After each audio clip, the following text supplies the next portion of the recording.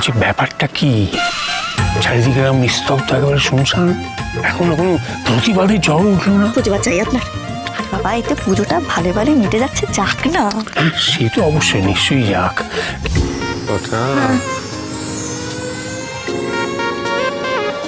এবারেই তো আসল জিনিসটা ব্যবস্থা করতে হবে, অগ্নিকে জাগানো।